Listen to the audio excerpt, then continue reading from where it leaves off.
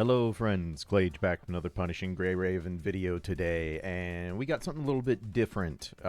This past weekend, I was checking on some metrics for the videos and plotting out what order I want to release some upcoming things and such, and stumbled across the channel and realized I have, by some miracle of some deity somewhere, crossed 1 million views in totality on the channel.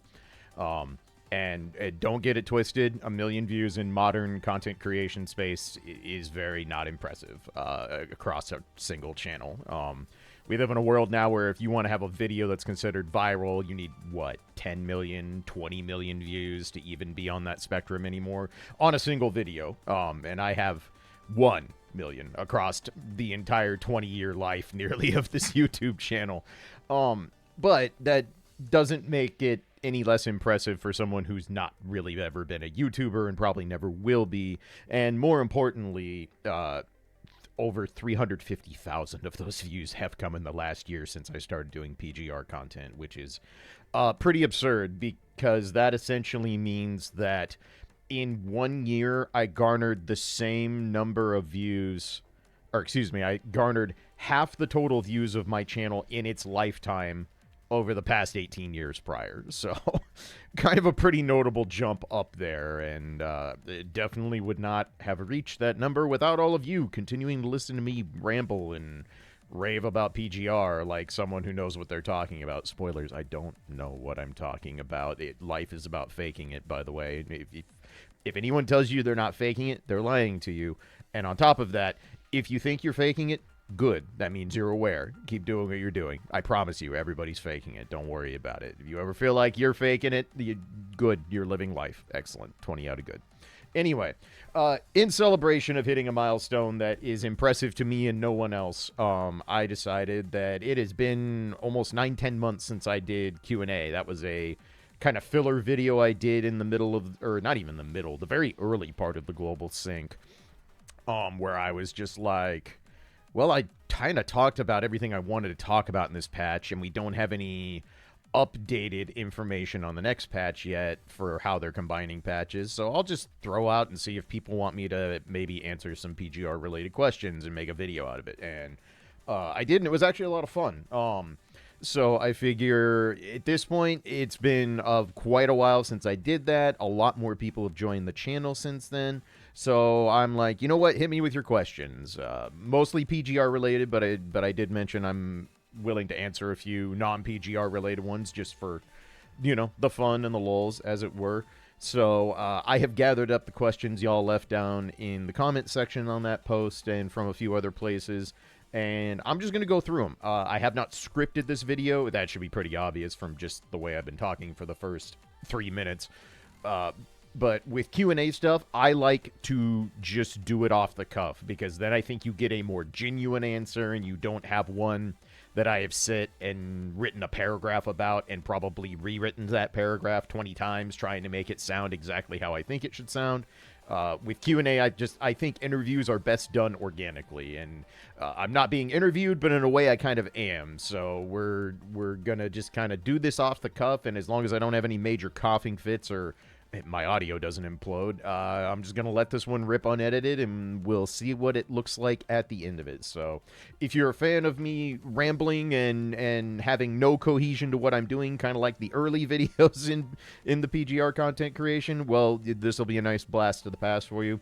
And there's definitely a couple questions that I got on the last Q&A, but again, I figure it's been so long since I did that. Some of my answers have probably changed a little bit, and there's a whole lot of new people that have not watched that very old video anyway. So, no particular order on these. I'm just going to go through them, and I'll give you my best honest feedback for each question. So, let's just get into it, because I'm probably going to end up talking for like an hour and a half, because that's what I do on this channel. Have you watched this channel before? So anyway, let's start with an easy one. What was your introduction to Punishing Grey Raven? So I would have been sitting around in probably late 2022, early 2023. I know it was winter of either late 22, early 23. Life had kind of really slowed down again quite a bit.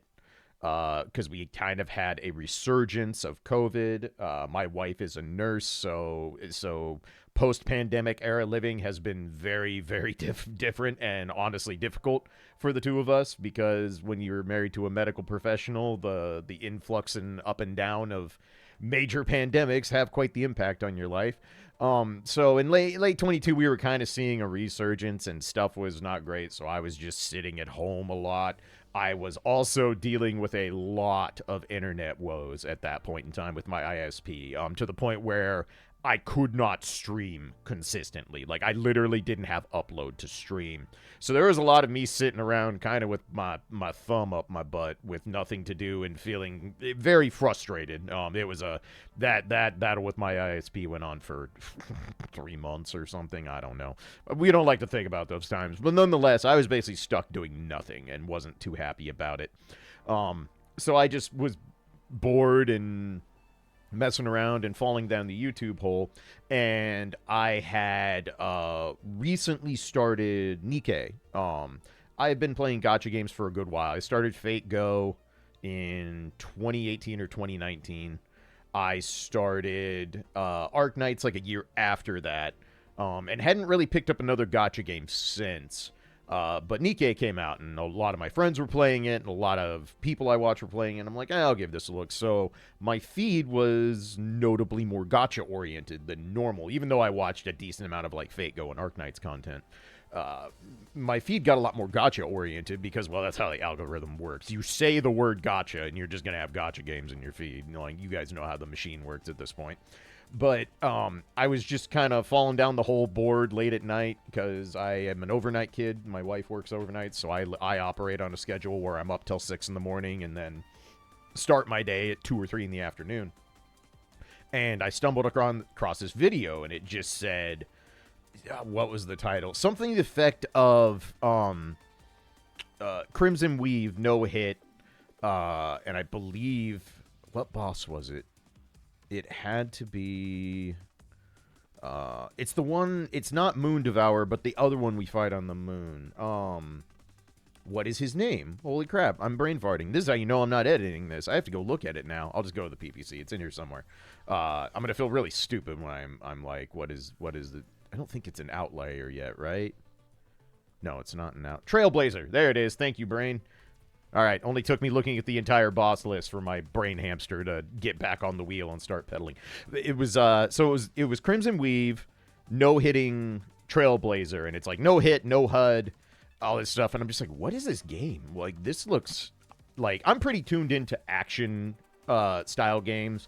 My first PS2 game was the original Devil May Cry. Ever since that game, I've been very into heavy action, tight combat style games that involve, you know, combos and multiple special moves, anything that allows you to dodge, you know, in neat ways or avoid attacks in neat ways, or anything that has a parry system. So I watched this video of I'm sure it was probably a Chinese or a Taiwanese player, I would have to guess, because this would have been right when she launched in those servers. Just doing the flashiest stuff. And I'm just like, what? This can't be a mobile game. What is it? How have I not heard about this? Did this come out this year and I just wasn't paying attention or whatnot? And so I started looking around, and I'm like, what is this game? Okay, Punishing Gray Raven. Let's just look it up. And I started looking around. I'm like, oh my god, it is a mobile game. That's crazy, bucko. And didn't really think much of it at the time, other than like, damn, this character kind of does what Clage would do if I put him in a video game, but this is really, really sick.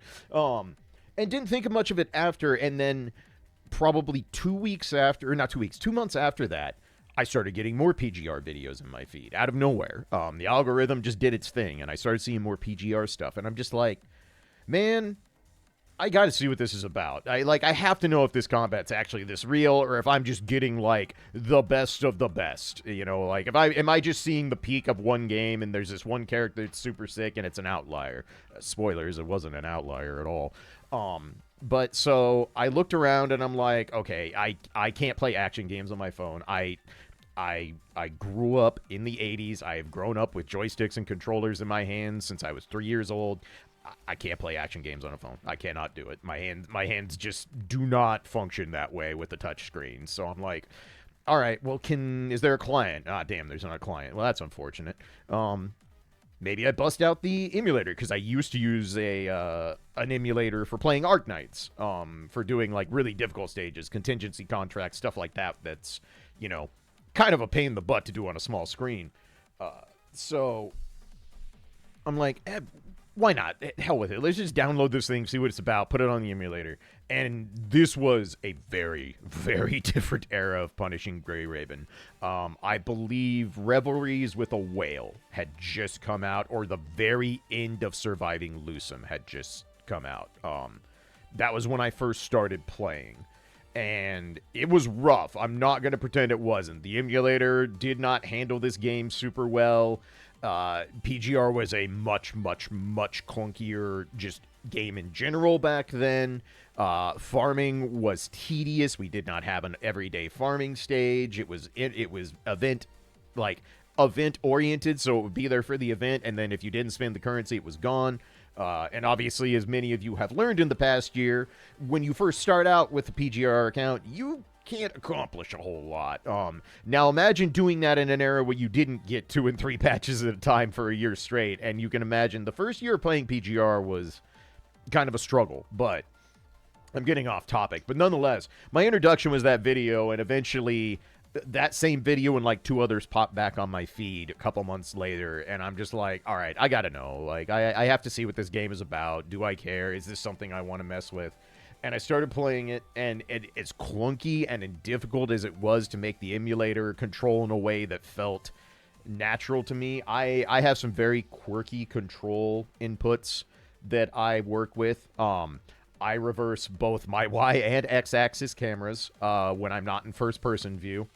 That's just how I work. I grew up playing a lot of dogfight sims and flight simulators on my PC, so World War II dogfight sims, X-Wing versus TIE Fighter, those kind of things. So I grew up in an era where, to me, reversing your Y-axis is the natural way to move a camera, and I was like having this talk with people, because some people get really, really defensive about their Y-axis preference, and it's like, dude, it's just how your brain's wired. Like, there's no right or wrong way to do it. But I actually am one of the weirdos that inverts both, and you couldn't really do that with the PGR client on an emulator. So even just controlling the game was a struggle. But I was so enamored with the combat. I was so enamored with the character designs. My first S rank was original Luna, Dark Luna. So she was like the only character I had at first that I had built at all. I played her at S the whole way. I never even got the pain cage skulls for her, because by the time I finally understood the gameplay loop of PGR and how to build characters and all that, I had other characters that I was building, newer characters that I was building. So despite a rocky start, I played it, and as you can see, it kind of sort of stuck. And I'm just like, nobody talks about this game. I don't see this game discussed. I don't see any content creators making stuff for this game. Like, why is this game so niche? And the answer is just because it's a very different gacha game than most gacha games, and it doesn't, have the fan base that other gacha games do. I think it's more well known now thanks to Kuro branching out its marketing, and of course Wuwa becoming a big game obviously boosted PGR's visibility. But when I found it, it was I just happened to do a couple things that tweaked the algorithm the right way. It showed me a video on the game, and I kind of just went down a rabbit hole from there once it popped back up on my feed. So that was my introduction, was watching a Crimson Weave versus Trailblazer boss showcase, and yeah, that's all it took. that was enough to make me go, all right, I'm interested. Let's rock. So extremely long answer there, and they're probably all gonna be, but whatever, we're having fun here. This is a brain off low edit video just to do something fun and rap with y'all. So anyway, thank you for that question. Next one. What's the reason you started making PGR content? So when I first started really getting into the game and decided it was something I was going to stick with, I streamed it a few times on my Twitch stream just to share with my community and talk about it. Even got a few of my community members playing the game. Many of the ones that picked it up are still playing to this day. So I streamed it a few times, and then eventually I found out there was a content creator program you could apply for in the Discord. And it was very different back then. The content creator program was just kind of a thing that existed. There wasn't like a dedicated liaison for the content creator program. It did not have tiered rewards or access to a test server or any of those things. And it was very much an afterthought. It was I'll be blunt, it wasn't very well curated back then. And that was simply because I just don't think they had the staff to dedicate to a very small global scene, keeping, spending nonstop time focusing on content creators. Because, I mean, when I started doing the content creator program, you literally had to like fill out a Google sheet with your timestamps and what you did and what you showed for the given patch. And there was, I don't know, maybe 10 people, 11 people filling out that sheet at all for any given patch. So it's like, I totally understand why there was not a lot of focus or resources allocated towards the content creator program, because there basically weren't any. And PGR, is a niche game even in China, where it originates from, but it was very niche in global, and still kind of is, comparatively to your average gacha game. But I'm just like, you know what? Free rewards are free rewards, and all I have to do is stream a game I would play anyway, so why not? Let's do that. And then once the global sync was announced, and it was very, very clear that they were looking to get this game a better foothold outside of Southeast Asia and China, that we got the new content creator program with the new structure and dedicated liaisons who talk and communicate with us, and help us out a lot. That's when we started getting regular test server access and all these things. And there were test servers prior, but it was much more difficult to even get access and set things up. And it became very easy to do, very, very straightforward and simple to do. And so I just was like, you know what? If they're serious about supporting this, maybe I try and make this my YouTube thing. I have been active with my YouTube channel mostly for Guilty Gear over the years, in brief stints where I just get that creative spark and I want to make stuff about a game I'm passionate about. Other than that, my YouTube channel has basically just been a place to upload my speedruns over the years, back when speedrunning was my core hobby, my core thing I did in the gaming space. And so when this content creator program switched around, I'm like, you know what? Let's see where this goes. Maybe I get enough eyeballs on some videos that I can get like the lowest tier, the second lowest tier of rewards. And I'm like, if I did that, I would basically be able to play PGR close to for free. And if you can play a gacha game you enjoy for free, but not have to be a free-to-play player, that's not a bad deal, and not a bad gig if you can get it. I can absolutely confirm for you that playing your favorite gacha game for free, or where I am now, thanks to all of you being so generous and watching my nonsense, I actually make a very, very small amount of profit playing PGR compared to what I have to put into it to hit the ranks I want to hit with my characters and such. So it just kind of stuck, and I realized this was a chance to really teach myself some stuff about actually making content. I have just kind of been a streamer for a very long time. I have been streaming since 2010. I was streaming before Twitch was called Twitch. I streamed on sites that weren't even Twitch's original site, Justin TV. So I've always been a streamer for being a content creator, and I never really thought of myself as a content creator. I'm just a person who streams. And once I became a full-time streamer in 2018, it didn't really change anything. It's just, instead of being an IT consultant, I was doing streaming full-time. I was still working for myself. I was still betting on myself. But now I was like, now I'm just streaming. Now I'm literally trying to create a space, carve out a spot on the internet where I can make enough money to justify doing it as a full-time job. And so I've never really considered myself a content creator. And even when I got really active, like during the early days of Guilty Gear Strive, and when I've made Guilty Gear content for the other games in the series, it's always been kind of a when the spark hits, it hits, but then it flames up pretty quick. You know, I enjoy making a few things. I edit together some videos. I call it a day. And by edit together some videos, I rarely edited any of my Guilty Gear videos.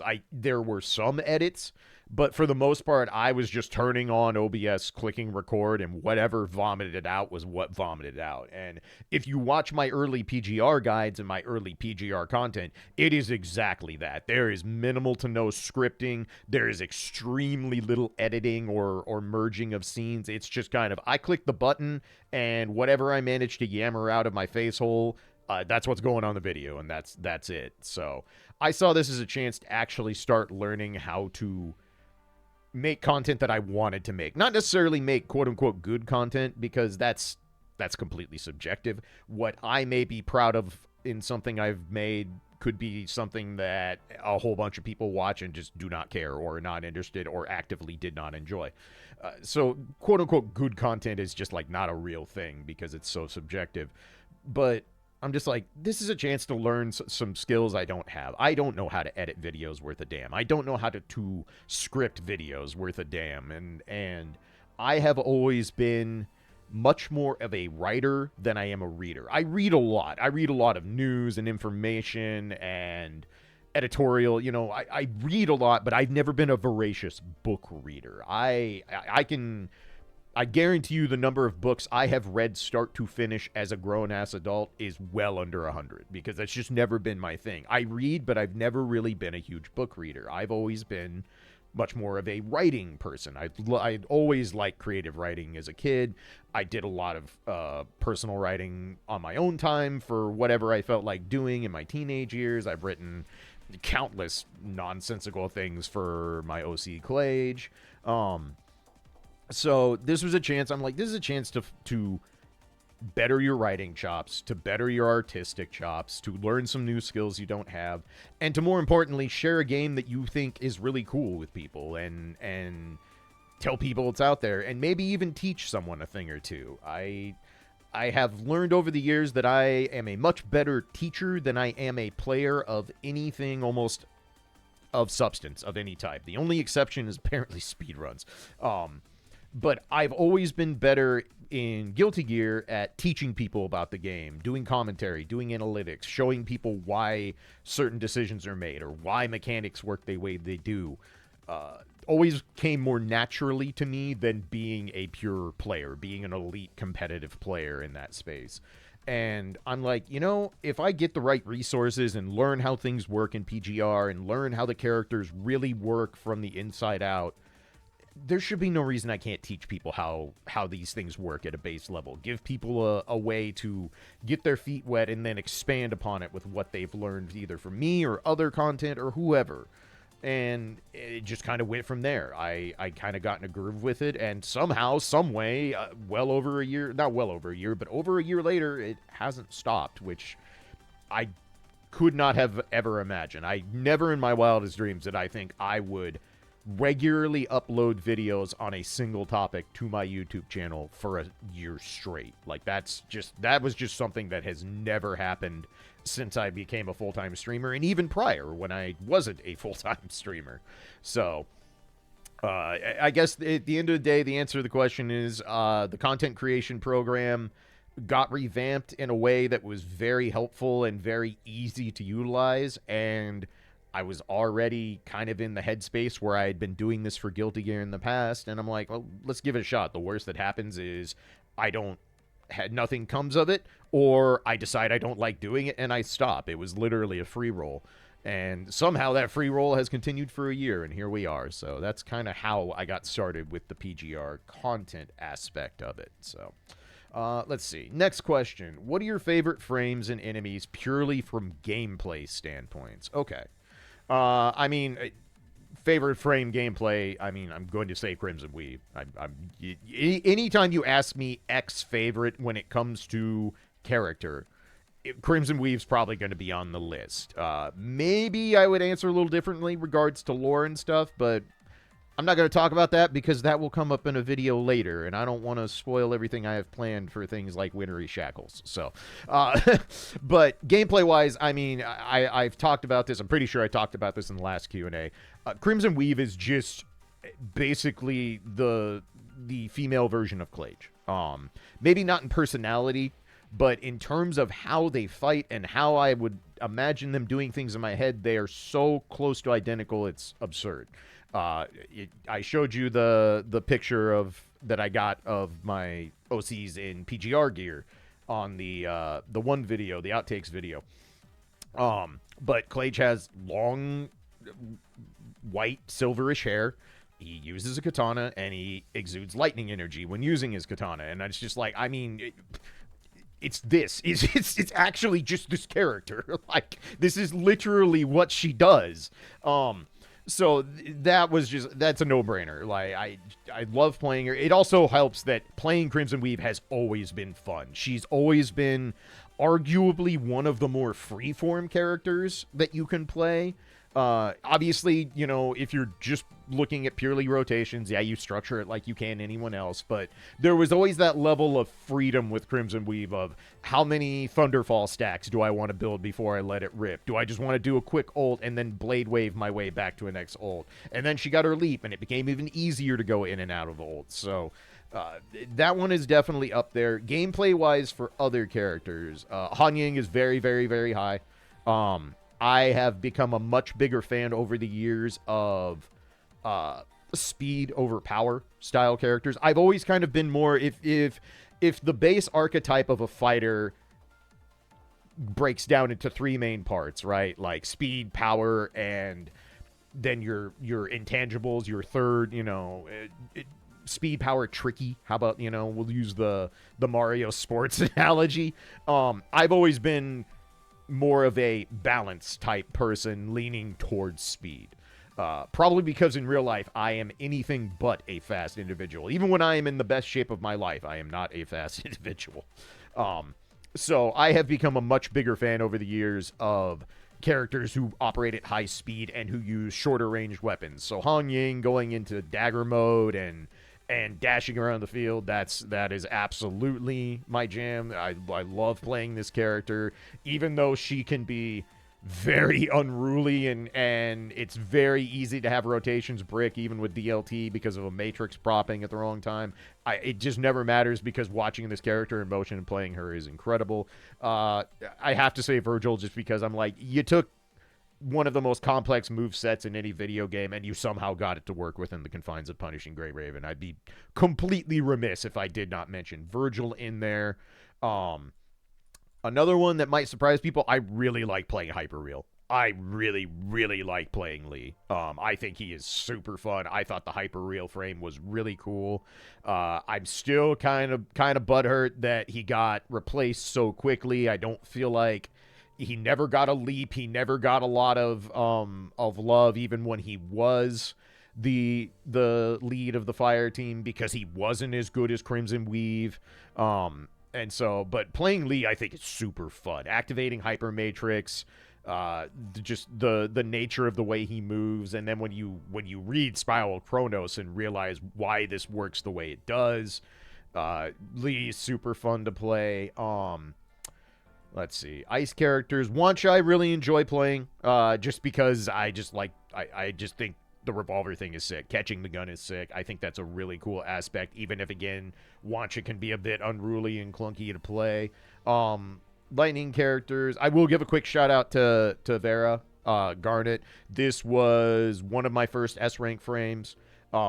I think Thunder Slam is still one of the single most satisfying moves in the entirety of Punishing Grey Raven. I'll put it this way. I was very not sad to have to re-record the Lamia fight for the last Spark video multiple times, because I'm just like, all right, I have to play Vera more. Damn, woe is me. So that was really fun. I enjoyed that a lot. I don't think there's a dark character that really stands out as super, super fun to play just from the gameplay standards, although I do enjoy most of them. The Neo characters are fine. Yeah, I'd say those basically cover it. Those are probably the ones I enjoy the most out of everybody. So, As for enemies from a gameplay perspective, most of the rank and file enemies are, for me, they all kind of blend together because they're all kind of just genetic, they're like general corrupted, right? And those are fine, but I can't say any of them truly stick in my head. As for gameplay fights amongst like bosses and stuff, Hamlet is super interesting just because of the trippy nature of it and how creepy it gets if you let the battle linger on for a long period of time. The rest of the early bosses are kind of whatever because a lot of these early bosses was when I was still building my account, so I wasn't very good at fighting them. But like Hamlet sticks out. I have to mention Roland because Roland just beat my ass so many times in the early part of the game while I was learning how combat worked and how things function. I'm trying to remember whether boss fights have really stuck with me. A lot of my favorite enemies also tie into being key fights for major chapters, and I'm gonna kind of cheat here and tell you to stay tuned because a lot of those are going to be things I talk about in future lore videos. So stay tuned for those, but I'll have more on enemies and which ones really stand out to me as we get through some more chapters in the lore series. But those probably kind of, those sum up my favorite characters to play purely from a gameplay standpoint. And I guess I'll just follow up with this one. This one's a little lower down the list, but they're so closely related, we might as well do it. Next question: favorite non-meta character to play. So once again, I'll highlight Lee. Hasn't been meta for a very long time, but I really like playing Lee. He's super fun. Bridget is super fun to play. Using dual pile bunkers, reflecting the shield back and forth, the parry stance. I think she's really fun to play, despite never being meta as an A rank. Let's see here. I didn't get to play her on my own because I never unlocked her, but anytime we got Crimson Abyss as a temporary unit in like an event mode or some kind of special fight or whatever, I always really liked playing her. I thought that was super fun. I really like the, she's just kind of Crimson Weave light, but the blade waves are like an iconic part of PGR's old school combat. And God, they did so much damage back in the day. Holy shit. So Crimson Abyss is definitely on there. Let's see. Oh, Kamu. This is a great example. I really like playing Kamu. He is super satisfying. He is the most fun uniframe to play, in my opinion. Maybe doesn't have the coolest animations of the uniframes, but he's very satisfying to play. Like, I enjoy playing Kamu a lot. What are some other non-metas that would stick out for me? Let me see here. Honestly, I really liked playing 21 when she still got field time, and even after she wasn't really meant to still get field time, her style of play in rotation is so off the wall and so kind of particular. Like, you really have to be on point to hit the orbs where you need to hit them to get the maximum out of her old rotations. But hitting those, dodging around, going into the Omega slashes, and then her ultimate is just like one of the cooler animations in the game. It's so, like, you just kind of get to see her go full Goblin Psycho mode at the end of it, and it's really good. So she would be another one I would add to that list. But I think my uttermost favorites, again, probably got to be Hyper Rule. I really like this frame, and it feels fun to play. The sound effects are amazing. Like, it's probably Lee as my top pick for non-meta character to play for gameplay stuff. So anytime I get to throw him at like Babel Tower or anything like that, I absolutely take that opportunity every single time. So let's see what's next. What is your opinion on the Commandant? Should Kuro move away from the player insert aspect? So this one's kind of weird. I don't know that I have a strong opinion on Commandant one way or the other. I am so used to the self-insert aspect of gacha games, and I know more gacha games have started to move away from that a little bit. And I think that's perfectly justifiable because having a self-insert as the main protagonist does make your writing get more complicated. Because as someone who has done a lot of writing, and I'm not a professional writer in any way, shape, or form, so these are not meant to be, high-end, super intelligent critiques or insights into the writing process. I'm nowhere near the level of people who can write for gacha games.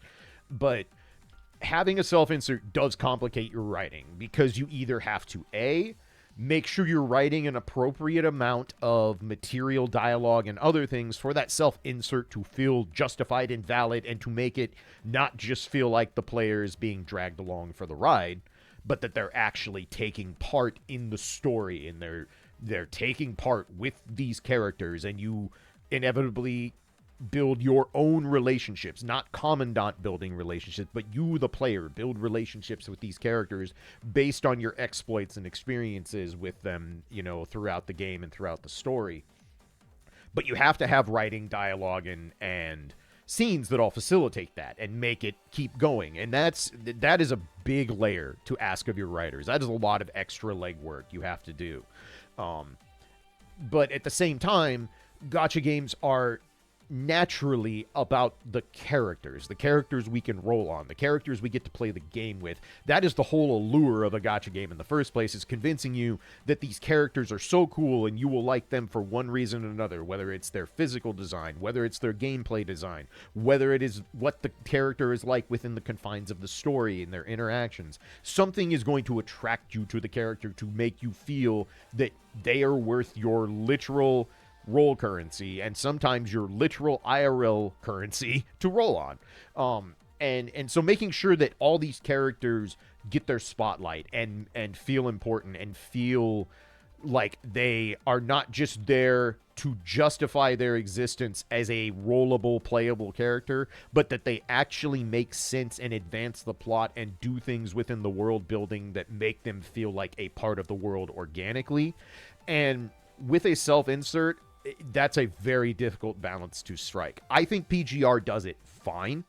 But at the same time, it's kind of like every other gacha game with a self-insert protagonist, where we get dialogue choices, quote unquote, but we kind of don't. 99% of the time, our dialogue prompts are two answers that effectively are the same exact answer. And even if they're not effectively the same exact answer, sometimes the response you get from the character you're giving the dialogue to is going to be the exact same regardless. So I think the illusion of choice does dilute the self-insert fact a little bit and makes it a little bit less appealing. But for the way PGR is told and the fact that it is a story about being human and about humanity trying to overcome the apocalypse, more or less, I think having a self-insert makes sense. They want you to be in the shoes of this world and realize how bleak things are and how tall the mountain is that you're trying to climb. So I think it's fine. I don't have a strong opinion on Commandant. I really don't. I think it is a perfectly fine route. PGR is now, 7 years old this year, 8 years old this year, something like that. It's from the era where gacha games are your protagonist is a self-insert. Like, that's just kind of how they were made at that point. And I think that's fine. If they went some direction down the road where Commandant was no longer the protagonist and it was simply about the characters, I think that would be fine too. I just don't know how you would do it. I don't know how you would make that transition and not have it kind of throw the entire thing off balance. But as a self-insert, I think Commandant is fine. I don't think they need to move away from it. I don't think I would be against the idea of them moving away from it or trying it, but I think it's just a byproduct of the nature of gacha games for what they are. And for me, it's kind of, yep, that's my self-insert and works for me. Cool. Like, Commandant is definitely not a character I would write, and many of Commandant's actions are not actions I or a character I would write would take, but that's okay, because I'm fully aware that the self-insert only goes so far as to basically choose a name and to help the first-person perspective of being Commandant feel more real as you're playing PGR, and I think it does that perfectly well. Let's see here. Since we're talking about gacha games, let's do this one next. So, this one just says, how do we, parentheses, you, justify playing gacha games knowing its predatory approach? So, I don't want to go too metacritical on this and talk about the world writ large and talk about the entirety of what it means to live in 2025, 2026 now. But I think it's really important to realize and understand that we currently live in an era of late-stage capitalism. Regardless of how you feel on that subject, and I'm not going to get into that here, that is a undeniable fact that we currently live in late-stage capitalism. And the way gaming in particular has had to adjust itself to keep up with late-stage capitalism, where we live in a world where it's about appeasing shareholders first, about number go up first, about profit. It is inevitable that you are going to get more and more games that do not have a finite price tag. The games that are either live service based or continually updated or continually given DLC that they can charge for, that get, and gacha games took a different route to it. And I will be the first to admit that gacha games kind of take the predatory aspect, the loot box aspect of it, which we all went through when that first became a thing in gaming. If you were alive in gaming at that point, you watched the transition from, it went from DLC kind of sort of being a thing to, it's just a guaranteed part of the game, into you don't buy a completed game anymore. That's not always true, but it definitely got to a point where it felt like you were never buying a finished game anymore. But that's all part of, unfortunately, keeping up with the way the market has changed, not just in one country or one region, but literally the entire global world economy. And you do not have to agree or even approve of the way gacha games do business to enjoy them. I think you are allowed to separate these things. And I think it is not only a thing you should do, I think it's just the only mentally healthy thing to do. As you all know, I'm old.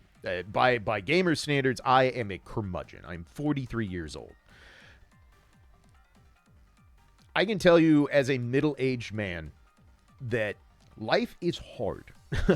Life is hard, and if you are fortunate enough to live into your middle ages, into your elderly years, or however long you are fortunate enough to draw oxygen on this rock, life will continue to be hard, and sometimes it gets even harder.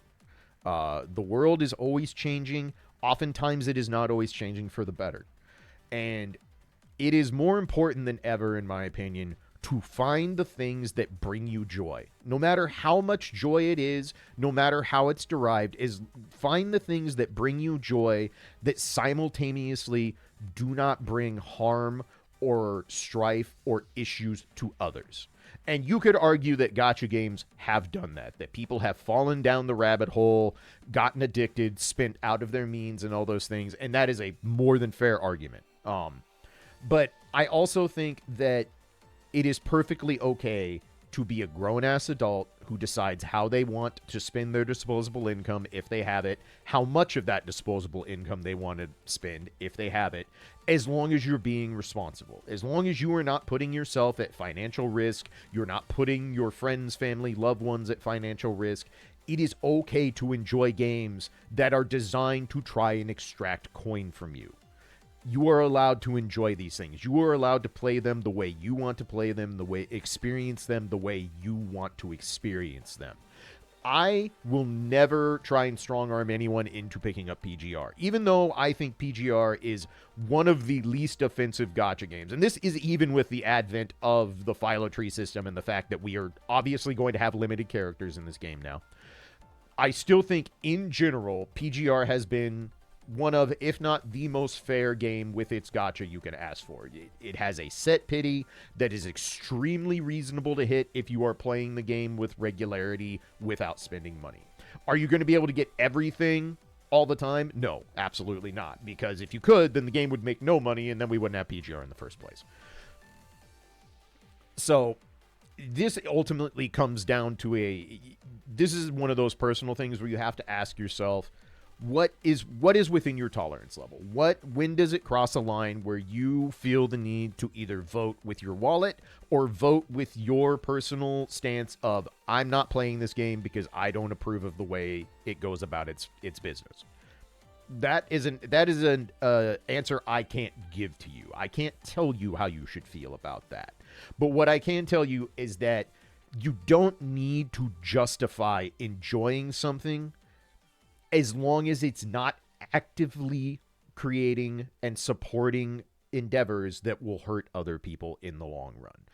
I have not seen anything from Kuro Games or from Punishing Gray Raven, Wuwa, any of that leads me to believe that monetarily supporting PGR and just supporting in general by being a content creator, making videos about the game, talking up how much I love this game, how important it is to me, I don't see that as bringing harm anywhere else. I can't control how people spend. I can't control what they do or don't do with their money, and I can't control how people feel about a given publisher, a given dev, any of that stuff. All I can do is control my own feelings on that. And you have to make your own stand. You have to decide where your line in the sand is, where something has reached a point that you can no longer, with your personal moral compass, support something. And I think it's very important to learn that. And it's also still very important to learn how to do things like separate art from artist. To understand that money is a very, very volatile topic in any era, but it's an especially volatile topic in an era of late-stage capitalism. And so it's not for me so much about justifying playing gacha games, saying that it's okay to play gacha games. It's more about understanding that it's entirely possible 5-10 years from now that this is how every game is. It is entirely possible that we end up on everything being a subscription model, because that's kind of the direction technology is trying to push it, because that's, to them, is the next step in number go up. And again, I'm not going to go into a whole long thing about number go up and all the baggage that comes with that mentality and that comes with being in a late stage capitalism society. All I'm telling you is find some stuff that makes you happy. And if it makes you happy and if it's not hurting other people, you don't got to justify it to anyone. That is yours to enjoy.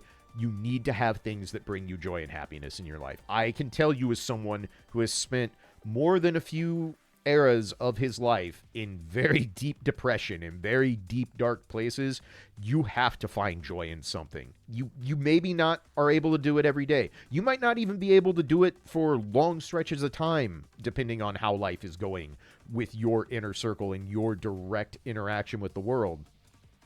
But you got to find some stuff that brings you joy. You have to find something where you can just shut out everything around you for a little bit and just enjoy something, whether it's food, whether it's media, whether it's a private time with your own thoughts, whether it's creative aspects in your own life where you're creating something.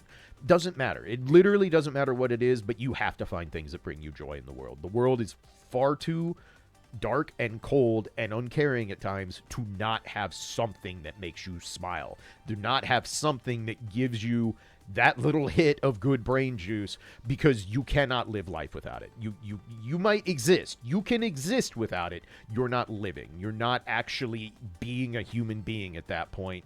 You are just marching along and waiting for the next thing. And the next thing probably won't make you happy either. So that's kind of my big roundabout way of saying you don't have to justify anything. You really don't. Find the things that bring you joy.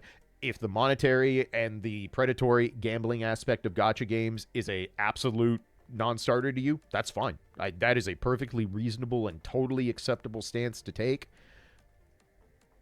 But you also don't need to get mad at people who find joy in these games and want to spend their disposable income on it, because that's their money. That's none of your business. So there's my long-winded answer on that one. Okay, what's next? I gotta find my document here. Favorite PGR character and why? Okay, this one will be quick because it's Crimson Weave. Like it's just Crimson Weave. There we go. She's the character that introduced me to the game. She's an analog to my own OC. It's Crimson Weave. I have others that are not far behind. Han Ying, as I've mentioned, is the 1B to Crimson A is 1A, if you want to look at it like that.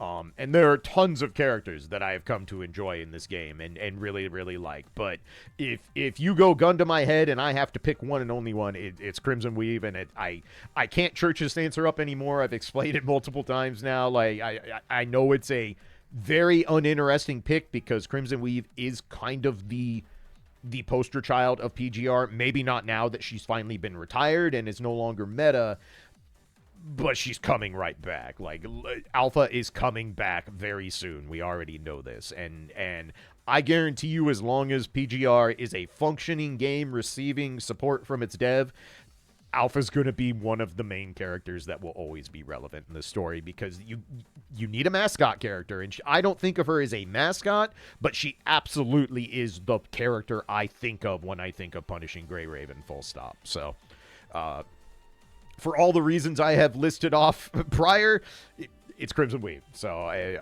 sorry, I know that one's not interesting, but, you know, what you gonna do? So, anyway. Let's see here. What's your favorite chapter of PGR? So, again, without going too deep into stuff, because obviously I have a lot of stuff planned, lore-wise. It's gonna take so long to get these out, my god. But that's neither here nor there. Favorite chapter... Oh, man. Probably first and foremost, and I expect these to change as I reread them and take notes and read them from the standpoint of really honing in on the lore and really taking notes and understanding why everything is happening and not just kind of reading the story and waiting for the high points, which is kind of how I did the story the first time I went through. Spiral Chronos is probably my favorite. This is one of two chapters that I immediately thought of that I want to do a lore video on. When I started considering doing the lore videos, this was one of the two chapters that leapt out to me that I can't wait to do a lore video on this chapter. The other one, and here's a little tiny bit of inside information for you. One of the other reasons I decided to start with The Last Spark, part of it was losing my notes. Part of it was forced. I'm not going to pretend it wasn't. But the other part is that the other chapter I really want to talk about in the lore video is Surviving Lusum. This is probably the chapter I want to do a lore video on the most. And so when I decided and finally settled on The Last Spark as the starting point for the lore series, I did so knowing, okay, that would make Surviving Lusum the third video in the series. And I feel that by the third video of doing a series of video types, that's where it starts to kind of really make sense. You really start hammering down how the format's going to go, the things you want to talk about, and how you can share your feelings on a given chapter with the audience. And so when I started thinking about how I wanted to do it, and I realized if I start with Last Spark, that Surviving Lusum is going to be the third volume of the lore series, I'm like, okay, this is it. This is the path I was looking for. Losing those notes maybe was a stroke of luck in disguise. I'm still not happy about it. There's a lot of notes. But maybe it was a little bit of destiny, a little bit of the universe and fate corroborating to get me into something that I've been wanting to talk about for a long time. Because I think this chapter is incredibly important, and I'm not going to go into details right now because I have no doubt the lore video is going to be so goddamn long when we get here. But rest assured, this is another one, and it's absolutely one of my favorite chapters in the story so far. But I do reserve the right to come back to this question because, again, I have a strong feeling that once I get caught up and have reread everything I read prior and start reading stuff I haven't read, I'm guessing this changes because the farthest I have ever gone to this point is Source Beacon. I'm about halfway through Source Beacon. Once we get to Source Beacon and Stars Ensnared, I'm going to be writing those videos with absolutely no idea of what's going on. And one more quick behind the scenes thing. This may change, but my intention is that I am going to experience the entire PGR story through the lore series now. I am not reading any of these chapters till I get to their respective videos. Things could always change. That is a long time and a lot of work away. There is so many hundreds of hours of work that will have to happen before I can make good on that concept, on that idea of wanting this to be how I experience the story. But I think if I can make it work, it's going to make these lore videos from chapter 29 on really something interesting. I don't know that it'll be good, because again, good content is subjective, but I think it's going to be real interesting when I start getting into these chapters and I have to write lore videos without any prior knowledge, any original thoughts of what I'm walking into. Because even though rereading Last Spark almost was like reading it for the first time for how many little details I forgot, I absolutely remembered the major beats, the major plot points. So this will be a point in that lore series to watch out for. If you were one of the people that wanted that series and you're interested in me continuing it and watching it evolve, this will be a very interesting line to cross once we get there. So just kind of keep that in mind for the future, I guess. But yeah, Spiral Chronos, Surviving Lusum probably right now would be my answers. I don't know that I can necessarily pick one, but I'm extremely excited to talk about those chapters in the lore series without question. Let's see here. What's up next? If you could have one fighting game collaboration with Punishing Gray Raven, what would it be? I mean, the obvious answer is Guilty Gear, but I am an old Guilty Gear player. I don't particularly enjoy playing Strive. It is just not my style of game, and it doesn't resonate with me the way the XX and Xrd series did. But it would still be Guilty Gear if I have to send PGR into an existing fighting game. It's absolutely Guilty Gear. Like it's not even a question. What I really want, and this is not the actual, this is not the question that was asked, but I'm just going to spin it a little bit because it's my video, and sometimes you got to be a selfish prick. What I would want is for Arc System Works to get the rights to Punishing Gray Raven, to get licensing rights, and make an original Air Dash fighting game with the PGR cast and characters and movesets. Because if you have seen what Arc System Works does with licensed material, if you have watched Dragon Ball Fighters, if you have watched Grand Blue, if you've watched any of the games where they are playing with another existing IP, the absolute amazing ability they have to recreate characters from other games and have their kits feel exactly like they do in their own IP is immaculate. They're so good at it. They are so elite at taking other IPs and just going, okay, this is how this character looks in our engine, in our cel-shaded engine. And I can tell you right now, it will never happen. There is zero shot this ever happens. But in the off chance somebody somewhere finds a magic lamp and they want me to make one of the wishes on that bitch, and we got Punishing Gray Raven Arxis subtitle. If you've played an Arxis game, you get the joke there. But if that game exists, I can tell you right now that 99% of this channel would just be talking about that game. Like, it's all I would do. It is literally all I would do. Is I would be like, oh my god, I get to put the only two things I can talk about in the world as some kind of expert. And now they've been mashed together like a Reese's peanut butter cup. Like, so that would be the actual dream. That would be, honestly, it would have to be a dream, because if I saw that as a real announcement that happened in reality, I'm pretty sure I would just fall over dead on the spot from shock anyway. So, but that would be my choice. Guilty Gear if we're jamming PGR characters into a fighting game. If I can have my true, pie in the sky, then Arxis makes a PGR fighting game. But either way, if either of those things happened, I would lose my mind. I would absolutely lose my marbles. It would be, I don't know. I wouldn't have words. There's no way. No way I'd have words. People would be calling the cops in my neighborhood because the noise complaints would be through the roof. So, appreciate the question. Like my fighting game background obviously is something I talk about a lot on this channel, and man, I wish, man, it would that would be so sick. Holy hell. But anyway, let's see here. What is your greatest achievement in life or gaming? What is your lowest and or darkest moment in life and or gaming? You don't have to be specific if you don't want to. Okay. So without getting, I'm not going to get super personal because that's not what this channel is about. And also, just don't get too personal about yourself on the internet. Parasocial relationships are a thing. Try and keep them that way. Pardon me while I get a drink here. I've been talking for a long time. I mean, my greatest achievement in life is marrying my wife. Like, that's that's not even a question. It's not. I am one of the lucky people who got to marry my best friend. Like, my wife and I have been together for 26 years now. I can literally make the joke, and I do regularly, because when you get old, you have to make jokes about how old you are to, you know, stave off the panic of the fact that you're older now.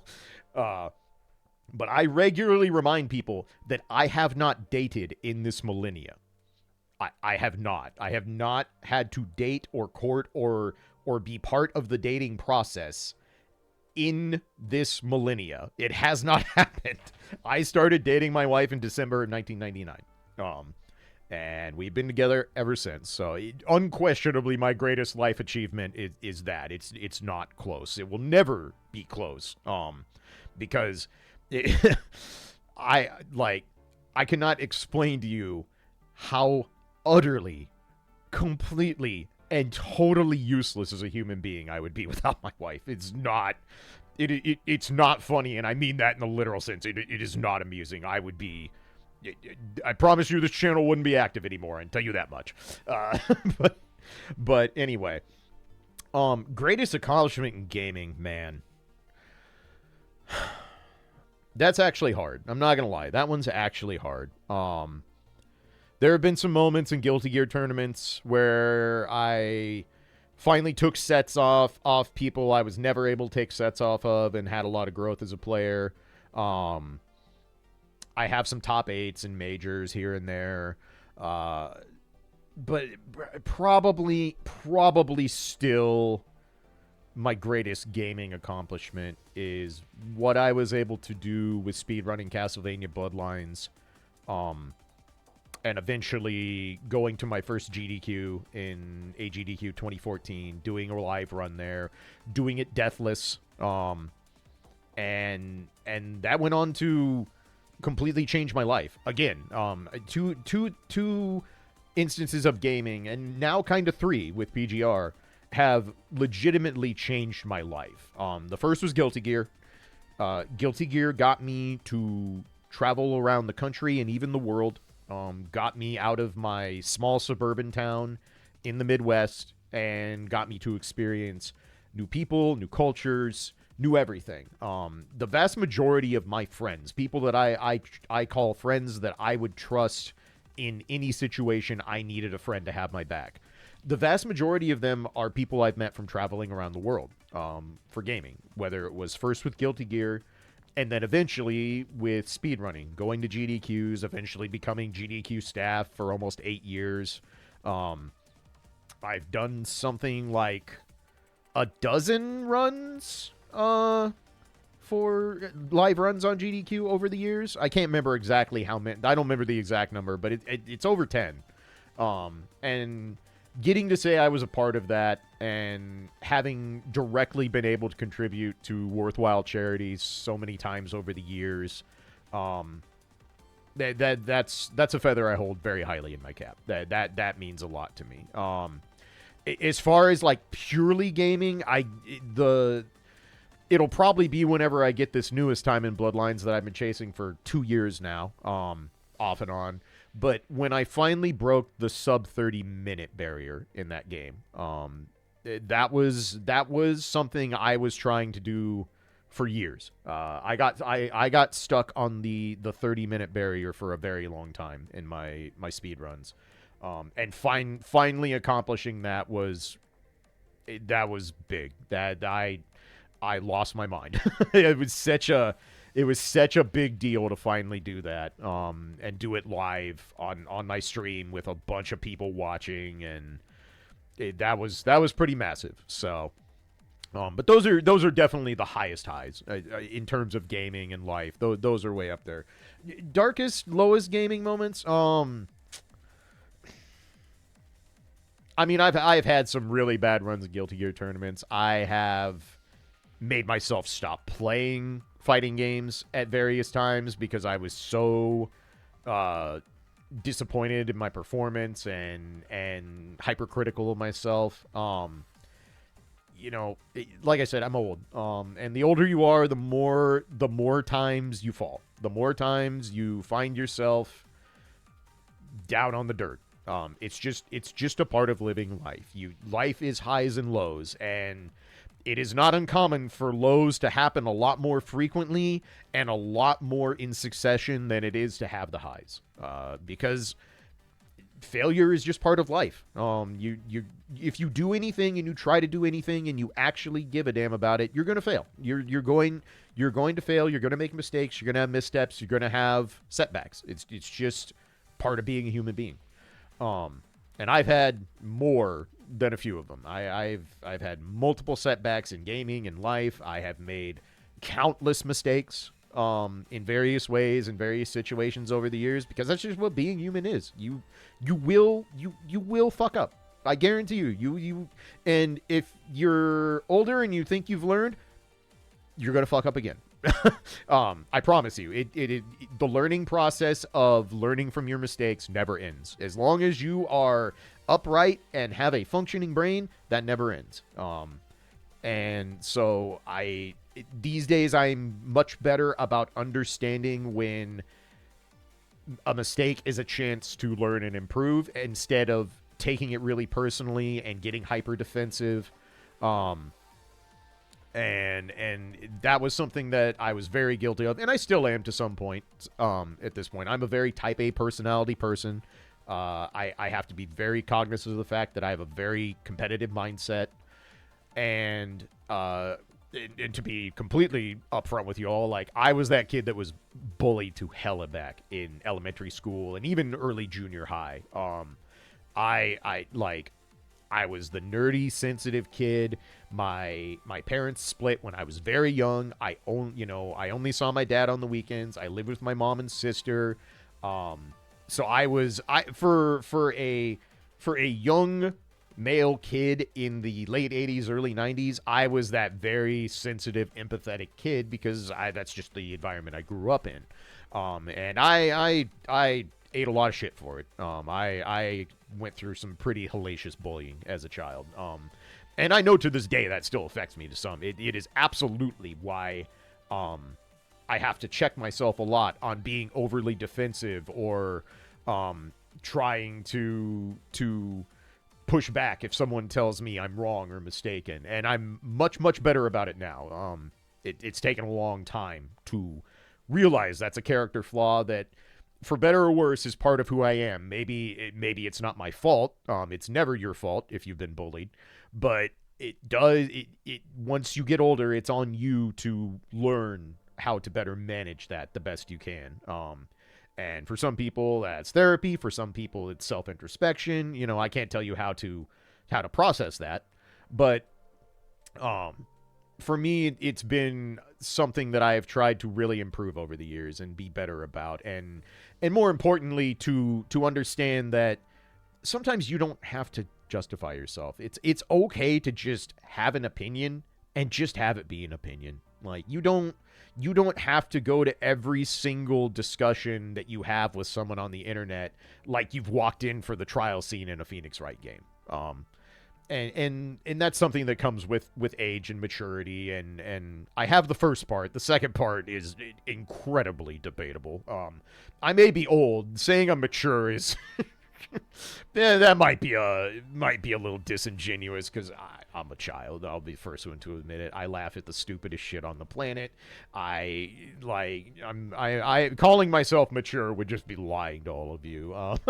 So, but just like all of you, I've had very dark moments. I've had bad stuff happen. And all you can do is move forward. You know, if without going into super personal stuff, I think the lowest moment of my life was the day my dad died. My dad passed away in 2019.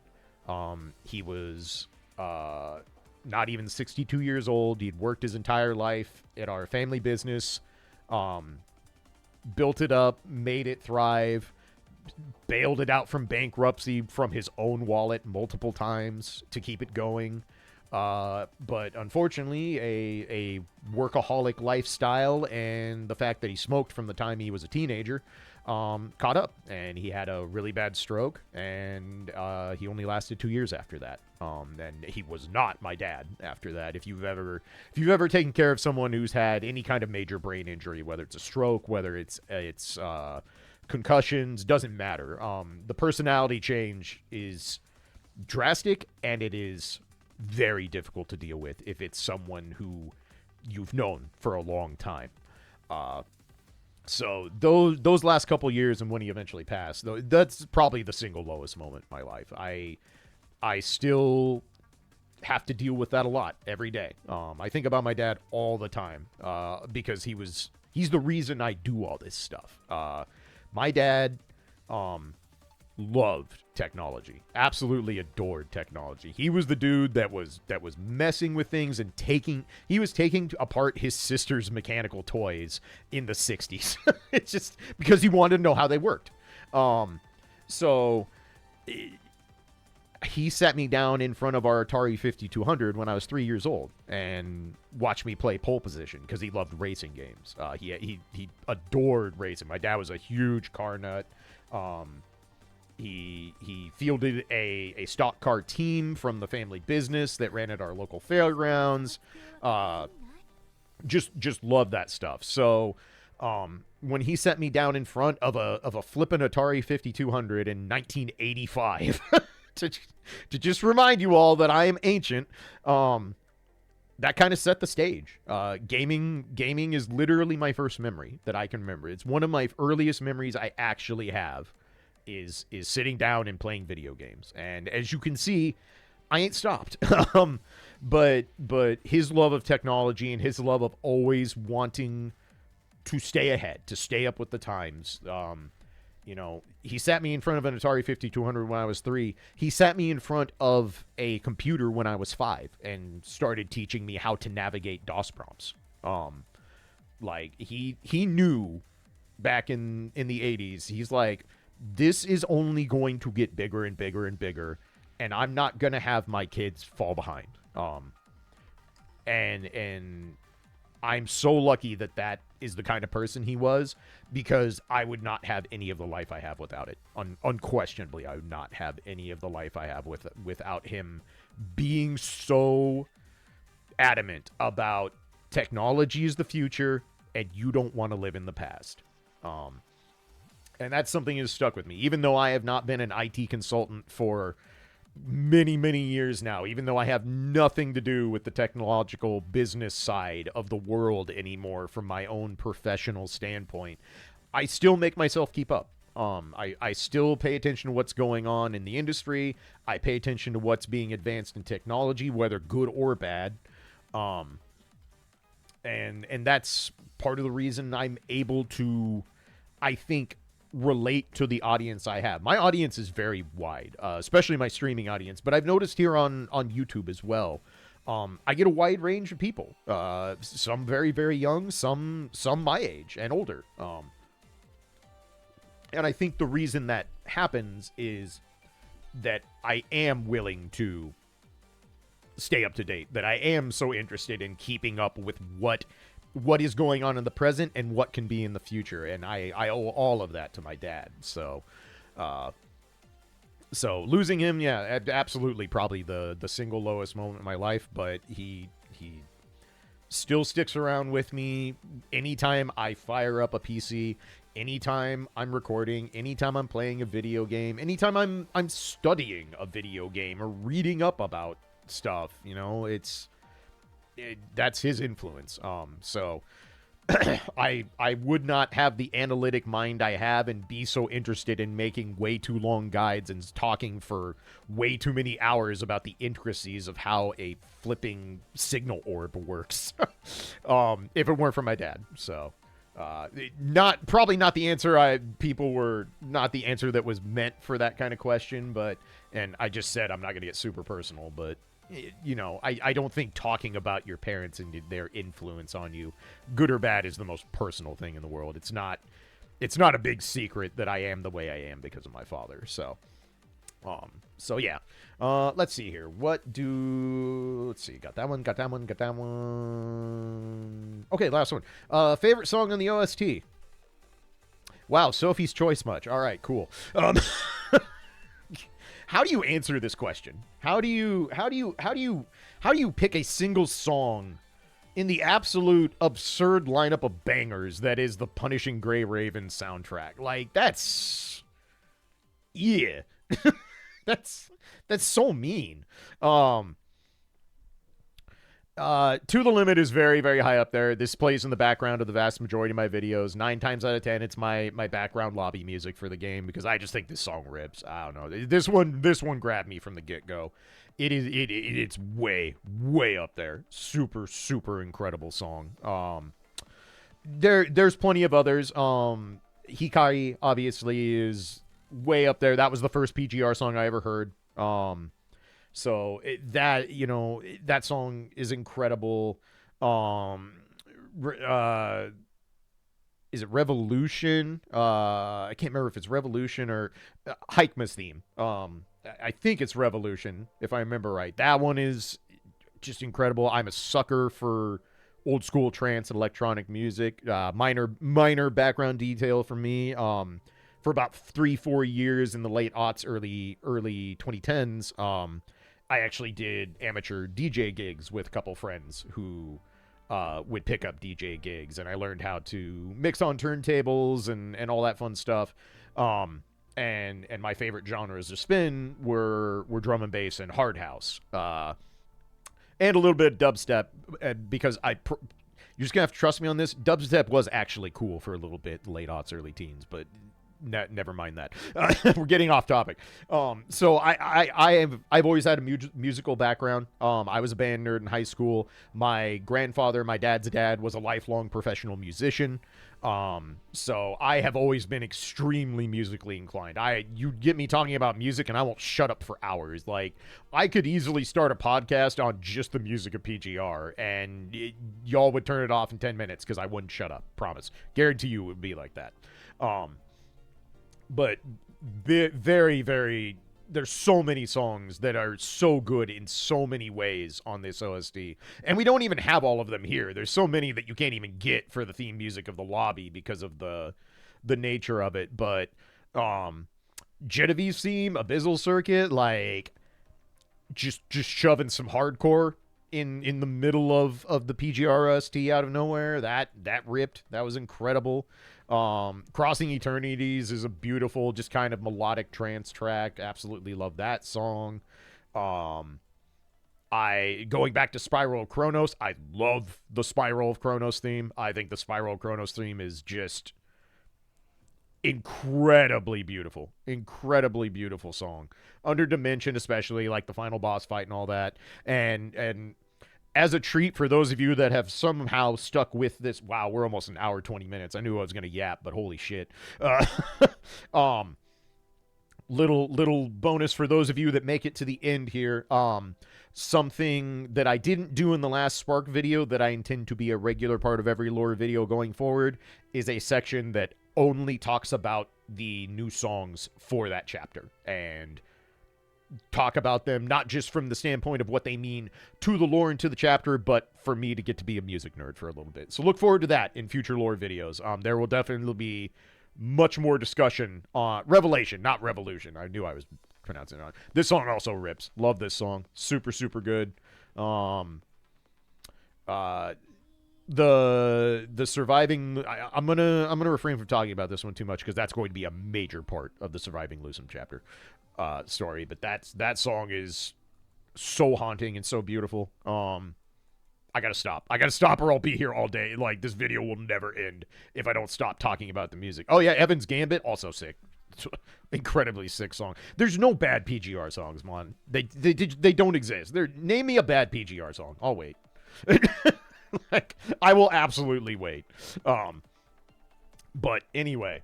All right, and that finally covers all the questions that I definitely needed to spend an hour and 20 minutes of your precious time answering and talking about myself way too damn. This is going to sound so self-indulgent. Jesus Christ. I'm sorry. But anyway, all jokes aside, I do enjoy doing these. I think it's fun to interact with your audience in a way that is still parasocial, but just gives a little insight to the person making the content you watch. And I'm sure many of you have picked up on my personality quirks and kind of what I'm about in the last year from just watching this channel in general. But since my profession is literally live streaming and I literally talk to a live audience multiple times a week and have done so for many years now, talking about yourself has just kind of naturally become part of who I am. And it didn't used to be. I can tell you that. It did not used to be. That is something I had to develop over many years. And so I genuinely enjoy these kind of things. I enjoy these kind of Q&A stuff. So maybe like half a year, 9 months from now, maybe we do another one of these zones. Maybe when I hit 10K subs, if we ever get there, we're creeping up towards that very slowly. Again, wouldn't be an impressive number for modern YouTube, but for me, that would be just an absurd accomplishment that I never would have expected. So maybe we hit 10K and we can reconvene for one of these. But I have yapped your ears off way too damn much. So if you stuck around to the end, thank you. I really appreciate it. Thank you to all of you who submitted questions. I really appreciate you making this video possible, because, well, if I didn't get any questions, what was I going to do? You know, make some shit up? Nah, that's no fun. But we'll put a bow on it and call it good for this one. If you want to do all the nonsense at the end, like, comment, subscribe, it's always appreciated. It's never necessary.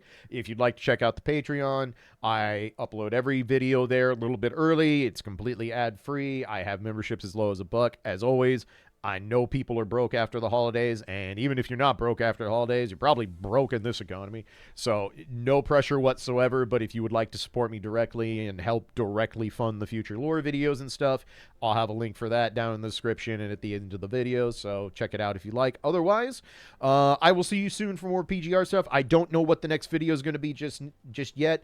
My goal for this week is to work basically solely on the next lore video. Getting footage, starting the scripting, and hopefully getting that one off the ground so that I can maybe have it done before I go to Frosty Faustings at the end of the month. No promises, but I would like to have that one out before I leave at the end of the month. So we'll see if I can fit it in or not. I'm going to do my best. In the interim, of course, whenever we get test server access and I can start working on the next guide, I will absolutely be working on that.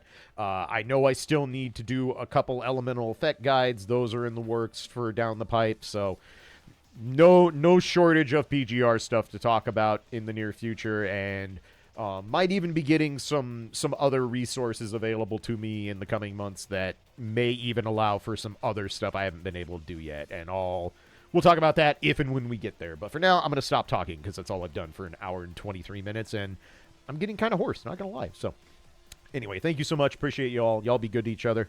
I'll catch you in the next one. Peace.